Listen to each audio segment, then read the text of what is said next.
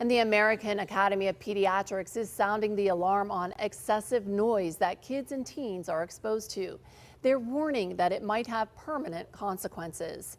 A new study shows that many kids are exposed to potentially harmful noise from infancy, and the effects can last a lifetime. For older kids, authors point to earbuds and headphones being too loud. The study also noted certain concerns about infants' exposure to sleep machines or sound machines.